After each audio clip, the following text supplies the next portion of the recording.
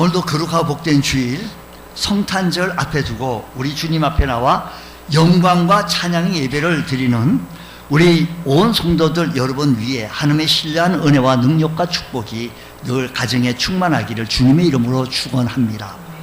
말씀 듣는 가운데 주의 성령이 여러분 심령 속을 주관하여 주셔서 마음의 근심 걱정도 사라지고 참된 평화와 기쁨이 넘쳐나시기를 주님의 이름으로 축원합니다.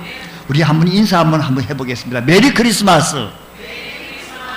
아니 저를 보지 말고 옆에 사람 보고 다시 한번 시작. 메리 크리스마스. 예, 즐거운 성탄입니다. 만왕의 왕이 오셨습니다. 어느 나라 어느 민족이나 다 명절이 있고 이렇게 명절을 잘 지냈는데 하늘나라 성도들은 하늘나라 백성들에게는 가장 크고 즐거운 명절이 바로 성탄절 크리스마스입니다.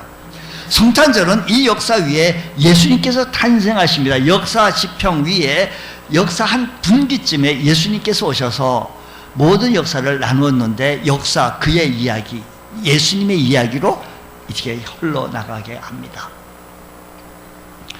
구약성경 창세기부터 시작되어져 있던 이 약속의 말씀이 요한계시록까지 우리에게 주셨던 정경 하나님께 주셨던 이 성경의 이야기는 오로지 창세기부터 그의 이야기 예수님의 이야기요 출애굽기도 예수님의 이야기요 요한계시록까지 이르기까지 예수님의 이야기로 가득 차여져 있는 것을 봅니다.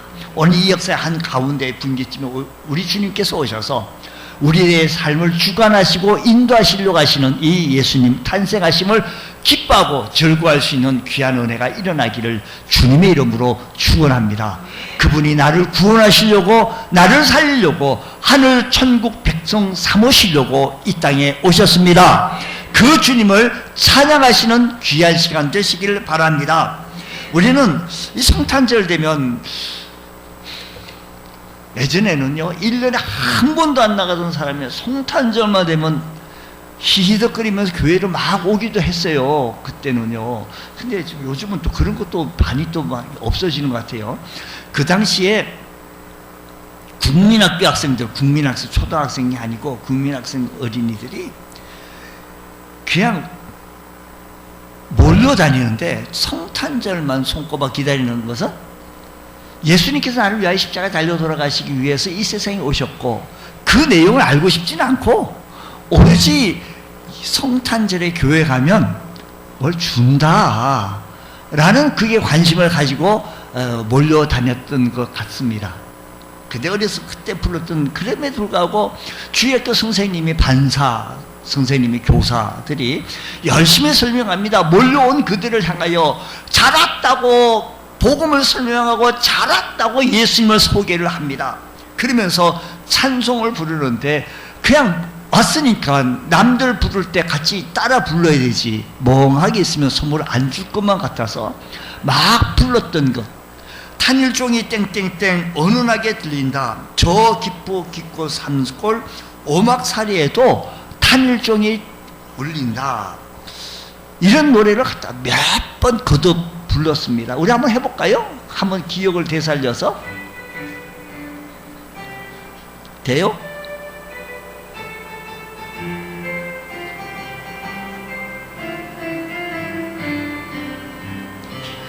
탄일종이 땡땡땡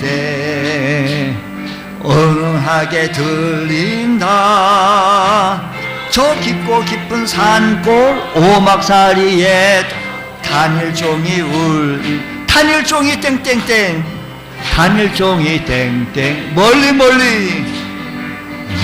멀리 퍼진다 주 사랑하는 아이 복을 주시려 탄일종이 울린 예, 우리 기억이 다시 되살아날 것 같은데 어린아이 심정으로 불렀더니만 어린아이 목소리로 그대로 나오타나네요.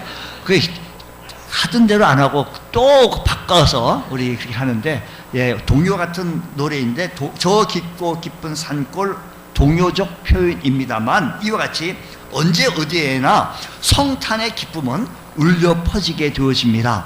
오늘 우리 성탄의 기쁨을 맞이해서 전 세계에서 이렇게 오늘을 기뻐하고 즐겁게 하며 찬송을 울려 퍼집니다. 여러분, 왜 이 성탄절이 우리 믿는 자들에게 가장 큰 명절이 되어지겠습니까? 그것은 우주의 가장 높으신 분이 이 땅에 오셨기 때문입니다. 할렐루야. 어느 지위, 어느 권능, 어느 통치자가, 어느 대통령이, 어느 임금이, 어느 왕이 하나님의 아들이신 예수 그리스도의 그 지위와 그 권능과 그 영광에 비길 수 있겠느냐라는 것입니다. 근데 그 영광스러운 하나님이 이 땅에 아주 낮고 천한 인간의 모습으로 우리 주님은 오셨습니다. 우리 인간의 근본 문제를 해결해 주시려고, 죄와 사망의 문제를 해결해 주시려고, 죽음의 권세를 파괴하려고, 죽음의 권세를 깨트리려고, 사망 권세 깨트리려고 우리 주님께서는 역사의 한 분기점에 오시게 되어졌습니다. 사람들이 가지고 있는 근심의 문제, 걱정의 문제, 죄악의 문제, 질병의 문제, 죽음의 문제, 이 모든 문제를 해결해 주시려고 우리 주님께서는 이 세상에 오셨습니다. 할렐루야. 오늘 이 말씀을 통하여서 아기 예수로 탄생하신 예수님을 만나기 위해서 멀고 먼 여행을 한 동방으로부터 온 박사들의 이야기입니다.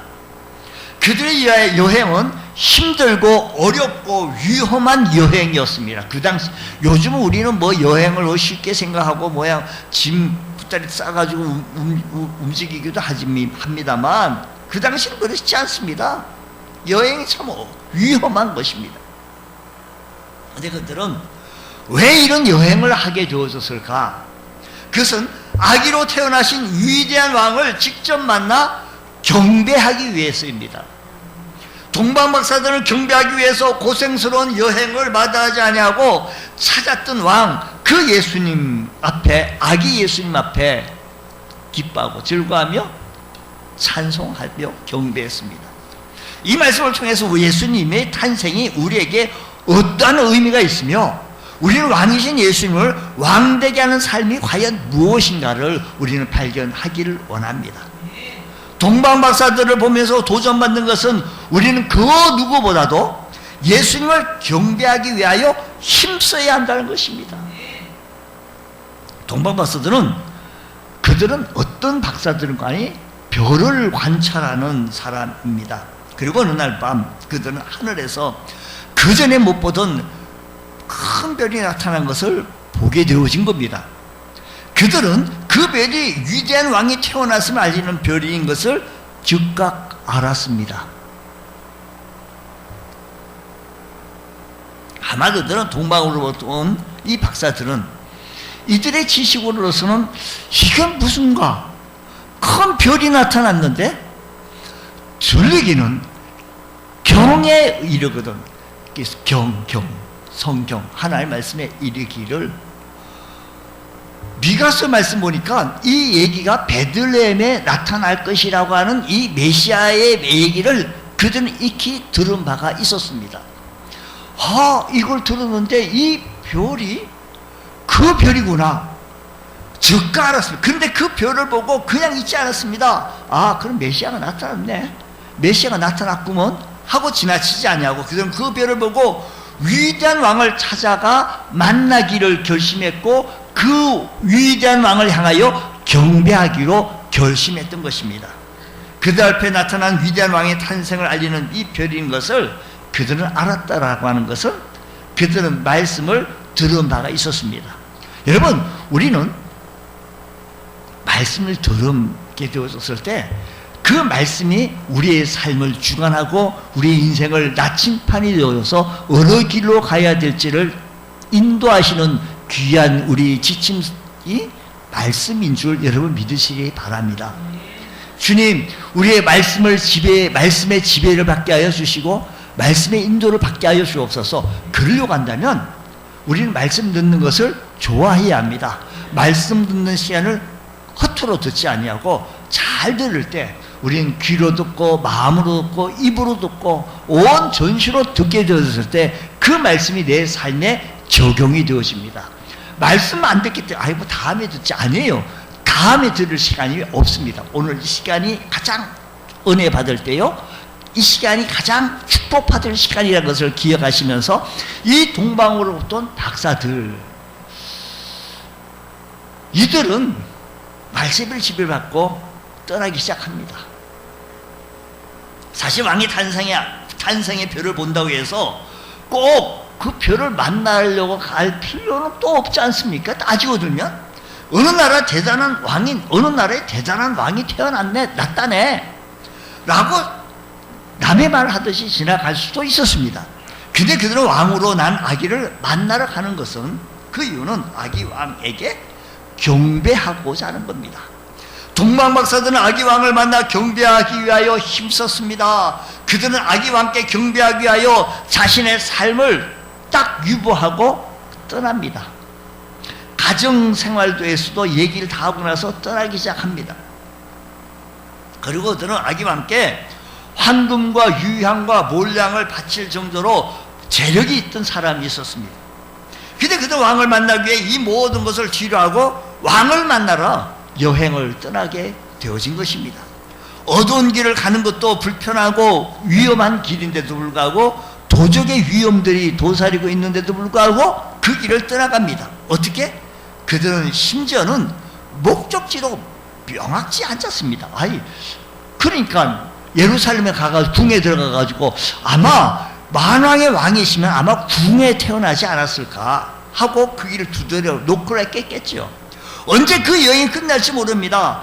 그들의 어떻게 여행이 성공적으로 마쳐질지 몰랐습니다. 근데도 그들은 위대한 왕을 만나서 무엇하고 싶다? 경배하고 싶다라는 것이었습니다. 그러면 도대체 경배라는 말은 무엇이며 뭘 하려고 그들 그 먼 길을 떠나게 되어졌냐라는 겁니다. 요즘처럼 교통수단도 좋은 그런 시설이 아니었습니다. 이 동방으로부터 온 박사들은요, 경배하기 위해서, 경배라는 말은 무엇입니까? 이 말은요, 같이 우리 예배하게 되어지면 월십이라고 하는 이 말은요, 월스와 그리고 십이라고 하는 이 같이라고 하는 색이다, 맥이다, 간주하다라는 뜻으로 합성되어진, 결합되어진 말. 그러니까 그를 가치가 있다라고 간주하는 행위가 경배입니다. 그를 가치가 있다라, 경배하는 것은 그를 가치가 있다라는 거예요. 그래서 우리가 하나님을 경배한다고 할 때 하나님께서는 내게 무엇과도 비교할 수 없는 소중한 가치 있으신 분이 하나님이시라는 거예요. 그러니까 그 하나님 앞에 경배하기 위해서 길을 떠난다는 것은 그만한 가치가 있다는 것입니다. 여러분, 그만한 가치가 있지 않고서는 어떤 일에 쉽게 투자하지 않습니다. 여러분, 우리는 오늘 여기 계신 분들은 크게 무슨, 제가 볼 때는, 제가 생각할 때는 뭐 자전거를 그렇게 이렇게 잘 타고 다니시는 분이 없으신 것 같은데, 혹시 모르겠습니다만, 어떤 분은 자전거가 꼭 차 한 대 값으로 가는데요, 자전거가. 아이고, 돈 많으면, 이렇게, 돈 10만 원이면 이렇게 생각했는데, 그게 아니고 차 한 대 값. 그런 자전거를 타고 있는 사람들은 뭐냐면, 자전거를 그만큼 가치를 주고 있기 때문이에요. 어떤 사람은 사진 찍는 작가들, 사진 찍는 것을 좋아하는 사람은요, 사진기 하나에 아주 굉장히 고가품이에요. 근데 왜 그런 고가품을 사가지고 지니고 소장하고 이렇게 찍느냐? 그만한 가치를 그분에게 가지고 있었기 때문입니다. 지금 이것은요, 하나님 앞에 경배한다는 말은 그만한 가치가 있는 거예요. 얼마나 많은 그럴 가치가 있다고 간주하는 것은 얼마나 많은 가치가 있느냐라는 거죠. 자, 요한복음 12장의 말씀 보게 되시면 베다니에 마리아가 값비싼 향유를 예수님 발에 붓는 이야기가 나옵니다. 마리아가 예수님께 나온 이유는 예수님께 청을, 부탁을 하기 위해서 나온 것도 아닙니다. 예수님 말씀 좀 해주십시오. 말씀이 너무 은혜가 돼요. 말씀 듣기 위해서도 아닙니다. 예수님 앞에 나와서 위로받고, 내가 상한 마음 힘듭니다. 위로받고 힘을 얻기 위해서 베다니에 나온 그 마리아가 나온 것도 아닙니다. 다만 자기 마음을 담아서 자기가 가진 가장 소중한 것을 드리기 위해서 마리아는 무려 300데나리온의 값이 나가는 향유를 예수님 발에 부어드렸습니다. 300데나리온이라고 한다면 우리는 금방 이해는 되지 않는데, 그 당시 노동자 1년 연봉이라고 했으니 1년 연봉을 드려도 가치가 있는 분이라고 생각했기 때문에 드릴 수 있었던 거였습니다. 그러나 마리아에게는 예수님은 그 이상의 가치를 가지신 분이었기 때문에 300데나리온, 그를 보고 있는 다른 제자들은, 어떤 제자들은 쓸데없이 낭비하고 있다고, 그것을 팔아 가난한 사람들에게 그저 구제를 했으면 더 좋았을 뻔했을 것이라고 다른 얘기를 합니다만, 마리아는 그게 아니라 그만한 가치가 있다라고 판단을 하게 되어진 겁니다. 자기가 가진 것 그것뿐이어서 그것밖에 드리지 못할 내 안타까운 심령이었다는 거예요. 바로 이것이 경배입니다. 최상의 가치를 인정해 드리는 것이 바로 경배라는 것입니다. 동방박사들이 그랬습니다. 탄생하신 메시아는 세상 그 어떤 가치와도 비교할 수 없는 아주 귀한 분입니다. 그분이 탄생하셨다는 겁니다. 그분을 만나기 위해서 나의 위험한 것, 이 모든 것, 황금과 유황과 몰약을 가지고 나가서 그분께 경배한다는 것은 그럴 만한 가치가 있다는 것입니다. 우리가 거룩하고 복된 주일 하나님 앞에 나와 예배를 드리는 것은 그럴 만한 뭐가 있을까요? 가치가 있는 거예요. 가치가 있기 때문에. 하나님을 만나고 주님의 은혜를 얻어듣고 주의 도우심을 입고 주의 축복을 입으며 살아가기 위해서 주님을 만나러 나오는 이 발걸음이 그만한 가치가 있다는 겁니다.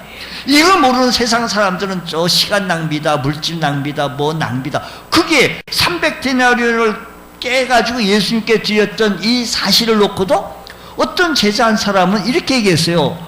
아이고, 저 사람 낭비하고 있다고, 그것을 팔아 가난한 사람을 뭐 구제를 했다면 얼마나 좋았겠느냐, 이런 저는 소리를 합니다만, 예수님께서는 그렇게 보지 않습니다. 이 여인을 축복하시고 칭찬하시면서 오고 오는 세대의 이 일을 널리 알아서 기억하게 하라라고요. 이것이 경배입니다. 최상의 가치를 인정해 드리는 것. 동방박사들이 그만한 가치가 있었기 때문에 한 것이지, 그 사람에게는 시간이 철철 넘어서 할 게 없어서 아유 심심한데 우리 한번 가볼까? 이게 아니다는 겁니다. 세상에 우리 모두 사람에게 소송이라고 하는 것은요, 그만한 가치가 있지 않고서는 투자를 안 합니다. 가치가 있게 투자하는 거 아니겠습니까?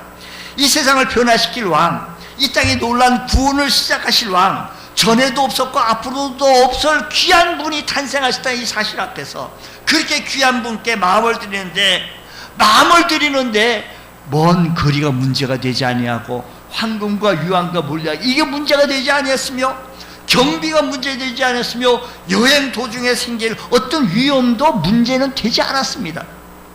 그렇습니다. 예수 그리스도는 내게 가장 귀한 분입니다. 우리 주님은 내게 가장 소중한 분이십니다. 그분을 소중히 여길 때 그분이 나를 소중히 여기고 귀하게 여기십니다. 내가 가진 모든 것을 다 드려도 아깝지 않다는 분, 정말 그분은 내게 경배를 받으시기에 합당하신 분이라는 겁니다. 우리가 동방박사들처럼 진정한 경배를 주님께 드릴 수 있는 믿음이 선행되어져야 할 것입니다. 우리가 최고의 가치를 그분께 돌려드려야겠습니다. 우리가 마음을 다하여 그분을 높이고 그분 앞에 머리를 숙이며 그분을 찬양하고 영광 돌리는 것은 그만한 가치가 있기 때문입니다. 오늘 우리가 예배 드리러 왔는데 이 동방박사와 같은 마음으로 오늘도 이 예배를 드릴 수 있어야 하겠습니다. 우리가 우리의 왕이신 예수님을 지적으로 아는 것을 넘어서 그분을 인격적으로 만나기 위하여 힘쓸 수 있는 귀한 시간이 되어졌을 때 세상의 분주한 삶을 뒤로하고 왕이신 예수님께 집중할 수가 있습니다. 왕이신 그 예수님께 우리 모든 것을 경배할 수가 있습니다. 이 자세로 우리 크리스마스를 맞이하게 되었을 때 이 성탄절에 아주 의미를 되살릴 수가 있으며 빛날 수가 있게 되어질 것입니다. 오늘도 이 성탄절기에 우리 하나님께서는 아기 예수께 경배할 사람을 찾고 계십니다. 이 땅에 오신 메시아, 우리를 죄에서 구원하실 구세주, 나를 죄악 허물과 죄로 죽었던 나를 살리시기 위해서 경배할, 구원하시기 위해서 찾아오셨던 그 주님, 그분을 경배하시기 위해서 오늘도 찾아온 발걸음, 나를 다스리고 통치하실 왕 중의 왕께 경배할 사람을 우리 주님께서는 이 시간도 찾고 계십니다. 우리가 성탄절을 맞으면서 전심으로 이 땅에 탄생하신 아기 예수를 저 동방의 박사의 심정으로, 저 목자들의 심정으로 경배해 나가기를 주님의 이름으로 축원합니다.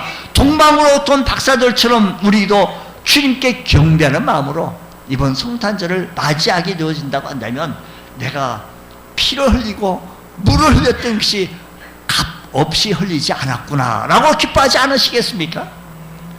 근데 아기 왕의 탄생을 안다고 모두 그분을 왕으로 모시고 경배하며 살아가는 것 또한 아닙니다. 안다고.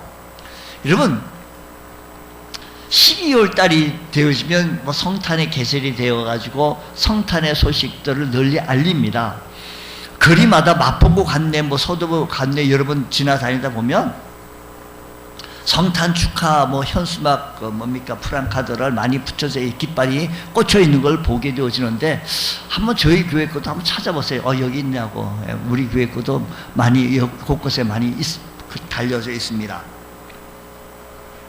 그런데 세상 사람들이 저것을 알고 그런구나 하고 했다고 해가지고 다 경배하고 있는 건 아닙니다. 왕의 탄생 소식을 들었지만 기뻐할 수 없는 사람이 있었는데, 그 시대에 한 유대인의 왕이 있었는데, 그 유대인의 왕이 헤롯이었습니다. 별을 따라 예루살렘에 도착한 동방 박사는 헤롯 왕궁을 찾았습니다. 아마 동방 박사들이 생각하기는 아마 이런 만왕의 왕이신 예수님, 만왕의 왕이신 메시아는 아마 이런 왕궁 같은 데서 탄생하지 않았을까라고 한 큰 기대를 가지고 그것을 찾고 놓고 하지 않았겠어요? 근데 그 큰 별을 가리킨 왕은 현재 왕인 헤롯의 후계자인 것을 여기고 왔는데, 그래서 동방 박사는 헤롯 왕궁에 들어가 사람들에게 묻습니다. 유대의 왕으로 나신 이가 어디 계시냐? 내가 그를 경배하러 왔다고 합니다. 경배하러 왔다고. 근데 그 말을 들은 헤롯과 예루살렘 사람들의 반응이 어떠합니까? 소동합니다. 지금의 왕과 관계없는 또 다른 왕이 출현했다는 소식을 듣자마자 긴장하기 시작합니다. 헤롯은 새로 태어난 왕을 받아들일 수가 없었습니다. 그래서 박사들을 떠나보면서 신신당부하고 부탁하는 한 얘기가, 나도 그를 경배하러 가려 하니 아기를 보고든 어디서 어떤 곳에서 태어났는지 나에게 알려주시오. 하지만 그가 그렇게 말한 것은 아기 왕을 경배하기 위한 것이 아니라 무엇하기 위해서 그 아기 예수를 죽이려고 했던 것이었습니다. 헤롯 왕이 아기 왕 예수의 탄생을 기뻐할 수 없었던 것은 자신이 왕이었기 때문에, 내 말고 누가 또 왕이 나올 수 있겠느냐는 겁니다. 예수님은 왕들의 왕이 되십니다. 만왕의 왕들이 되어주십니다. 오늘 우리들이 고백합니다. 오늘 우리들은 찬양합니다. 내 주 왕이십니다 라고 고백합니다. 만왕의 왕이시라고 고백합니다. 내 심령에 좌정하여 주셔서 왕 되심을 찬양하고 영광 돌립니다. 이 세상의 왕과 같은 존재, 예수 그리스도의 왕 되심을 믿고 그분 앞에 복종해야 하는 겁니다. 우리가 예수님을 나의 왕이라고 말하면서도 예수님을 왕 되심을 온전히 받아들이지 못할 때가 있습니다. 마치 헤롯 왕처럼 말입니다. 그래서 내가 내 삶에 무엇하고 있는 거 아니? 내가 왕노릇하고 있기 때문입니다. 왕으로 예수님을 모시기 위해서 해야 할 일은 바로 나의 왕됨을 포기해야 합니다. 그리고 예수님을 왕으로 모신 새로운 삶을 살아가야 하는데, 그럴 때 우리의 일생에 예수님을 왕으로 한 구원의 왕으로 시작되어질 수 있는 겁니다. 근데 많은 세상 사람들이 예수님을 왕으로 모시는 것이 아니라 자기 자신이나 세상의 다른 것으로 왕을 삼으려고 한다는 겁니다. 여러분, 여러분의 왕은 누구이깁니까? 내 자신이 왕이 되어 내 욕망과 지배를 받고 살고 있지는 아니한지요. 세상의 재물이 여러분을 다스리고 세상의 재물이 여러분의 왕이 되어서 여러분을 다스리고 있지는 아니한지요. 내가 좋아하는 사람의 지배를 받으며 그 사람의 지배를 받으면서 그 사람의 왕으로 삼고 있지는 아니한지요. 아니면 나의 감정과 세상 유행의 지배를 받으면서 살아가고 있으면서 그 유행이 세상의 모든 사람들이 나의 왕이 돼서 꼼짝도 못하고 있지는 아니한지요. 예수님을 왕으로 모시지 않고 살아가는 사람은 결국에는 죄의 지배를 받고 살아가는 것과 같다라는 것입니다. 로마서에는 이런 죄가 사망 안에서 왕노릇하는 것 같이, 죄가 사망 안에서 왕노릇하는 거예요. 죄가 사망 안에서. 예수님을 왕으로 모시지 않고 살아갈 때 죄가 우리를 왕노릇한다고 했습니다. 죄가 왕이 되었을 때 우리는 사망에 이를 수밖에 없습니다. 우리가 죄에서 왕노릇 당하지 않기 위해서는 죄에 대하여 죽어야 합니다. 그리고 예수님의 다스림에 순종해야 합니다. 주여, 왕이신 주여, 나를 다스려 주옵소서. 우리는 찬송을 그렇게 합니다. 우리 복음성가 찬송을 그렇게 많이 합니다만, 실제로 내가 왕이 되어지거나 재물이 왕이 되어지거나 이 세상의 모든 사람들이 그들이 왕이 되어서 그 다스림에 꼼짝도 못하고 있는 현실입니다. 그래서 사도 바울은 이렇게 말합니다. 나는 날마다 죽노라. 죄에 대해서 죽는 거예요. 죄에 대해서 죽는 삶이었습니다. 바울은 자신이 왕이 되고자 하는 죄의 유혹으로부터 자신을 날마다 죽였습니다. 사람들에게는 자신이 왕이고, 사람들이 모두 다 자신이 왕이 되고자 하는 마음이 가득하여 가정과 교회 이 사회가 내 뜻대로 되어지기를 원하는 것. 그래서 성도들은 이 통치권을 예수님께 내어드리지 아니하고는 예수님의 왕되심을 고백하기 참 어렵습니다. 그러므로 주님, 이 성탄의 계절을 맞이해서 예수님을 나의 친정으로 왕으로 삼게 하여 주셔서 예수님의 오심을 기뻐하며 경배하게 하여 주옵소서. 예수님의 탄생하심을 바라보며 절구하거나 기뻐하며 살아간 것이 아니었습니다. 헤롯 왕이 그랬습니다. 세상 왕이 그렇습니다. 세상의 신들이 그렇습니다. 예수의 탄생을 알기는 알지만 그를 왕으로 삼으려고 하지 않는다는 것입니다. 오늘 이 시간에 우리가 기억해야 할 것은, 주님, 예수님을 나의 진정으로 왕으로 삼게 하여 주옵시고 그분의 통치를 받게 하시고 그분의 인도하시면서 살아갈 수 있는 복된 주의 성도 되게 하여 주옵소서. 이제 동방박사는 드디어 왕이신 예수님을 만났습니다. 그리고 그들은 진정으로 예수님을 왕으로 모십니다. 그들이 아기 예수님을 배웠을 때 아기께 엎드려 경배합니다. 그리고 보배압을 열어 황금과 유향과 몰약을 예물로 드립니다. 황금과 유향과 몰약은 왕이 탄생하실 때 드리는 값진 예물입니다. 그만한 가치가 있기 때문에 드렸습니다. 오늘 여러분, 우리가 성탄의 계절을 맞아서 성탄 축하 예배를 드릴 때, 성탄절 절기 예물을 드릴 때 그만한 가치가 있다라고 하면서 나에게 가장 귀한 예물, 나에게 가장 소중한 예물, 사람에게 있어서 물질이라고 하는 것은 가장 귀합니다. 누구 물질 안 귀한 사람 없습니다. 다 귀합니다. 나의 소중한 물질을 드릴 수 있다는 것은 그분의 통치하심 속에 그분을 왕으로 삼고 그분의 인도하심 속에 살아갈 때만이 가능합니다. 이를 통해 성경은 아기 예수가 왕으로 탄생하심을 확증합니다. 왜? 황금과 유향과 몰약을 드릴 수 있는 것은 값진 예물이기에 왕께 드린 예물이었기 때문입니다. 동방박사들은 아기에게 기꺼이 경배를 드리고 예물을 드렸던 겁니다. 그들이 본 아기 왕은 자기들의 기대와는 달랐습니다. 자기들의 기대는 큰 헤롯 왕궁 같은데 웅장하고 아름답고 휘황찬란 뭐 그런 줄 알았는데, 하나님 보내신 아기 왕은 헤롯 왕처럼 궁궐에 있지 않았습니다. 그래도 그들은 예수님이 왕인 것을 의심하지 않았습니다. 왜요? 미가서의 말씀을 그들이 들었기 때문입니다. 베들레헴 작은 고을에서 탄생하실 것을 알았기 때문입니다. 그렇기 때문에 그 왕되심을 기억하시면서 다시 메시아가 탄생하심을 알고서 드릴 수 있었던 것이었습니다. 그리고 그 값비싼 예물을 주저함 없이 아기 예수께 예물을 드릴 수 있던 것은 그만한 가치, 그만한 왕이심을 알기 때문입니다. 때로 예수님은 우리가 기대하는 왕의 모습을 하고 계시지 않을 때가 있습니다. 우리의 기대와는 정반대의 모습으로 나타나고 있습니다. 그런데 예수님이 이 땅에 왕으로 오신 것은 우리의 기대를 채우려고 오신 것이 아닙니다. 예수님은 나를 죄악에서 구원하시려고, 허물과 죄로 죽었던 나를 살리시기 위해서, 나를 천국 백성 삼으시려고, 하늘나라 백성으로 삼기 위해서 이 세상에 오셨습니다. 우리도 다른 기대를 하고 있지는 아니한지요. 예수님은 만왕의 왕으로서 정권을 잡고 권능을 행하시면서 이렇게 행할 줄 행하게 되어질 줄 알았는데 제자들이 예수님을 따라다니면서 이렇게 기대하지 않았겠어요? 예수님이 왕이 되어지시면, 우리 유대의 왕이 되어지면 나는 무슨 한 자리, 무슨 어떤 장관 할 것인가, 어떤 장관 할 것인가, 이런 자리에서 서로 자리 다툼한 사례가 있었습니다. 그래서 이 사례를 통하여서 청탁을 하는 경우도 없지 않아 있었는데, 예수님께서 그것이 우리의 기대와는 전혀 다르게 오십니다. 주님께서 오셨던 것은 나를 죄에서 구원하시려고, 하나님의 거룩한 백성 삼으시려고, 하나님 나라를 이루시고자 이 세상에 오셨는 줄 믿으시기 바랍니다. 우리가 예수님을 왕으로 모신다는 것은 내 기대와 욕망을 채우기 위하여 예수를 도구하는 것이 아니라 예수의 명령에 순종하는 삶을 살아가는 것입니다. 때로 예수님을 왕으로 믿는다고 하면서 예수의 말씀과 상관없이 내 뜻대로 살아가고 있는 모습이 발견되지 않습니까?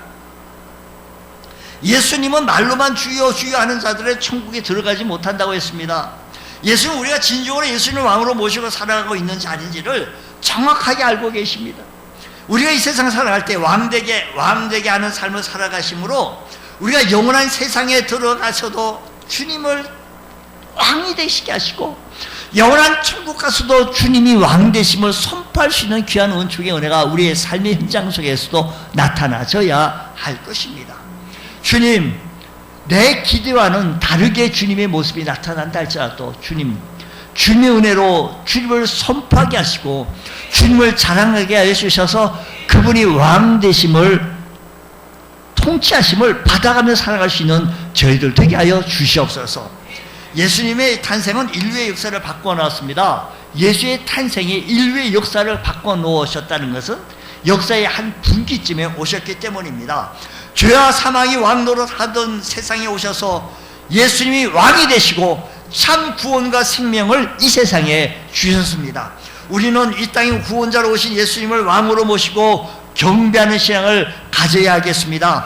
동방박사가 그 먼 길을 아기 왕께 경배하기 위하여 왔던 것처럼 늘 주님을 경배하는 것을 최고의 가치로 여기면서 예수님을 날마다 나아가기 위하여, 예수님께로 나아가기 위하여 여행하는 사람들처럼 주님을 나의 왕으로 삼고 주님의 통치를 받으며 주의 인도를 받으며 살아갈 수 있는 주의 복된 성도 되게 하여 주옵소서.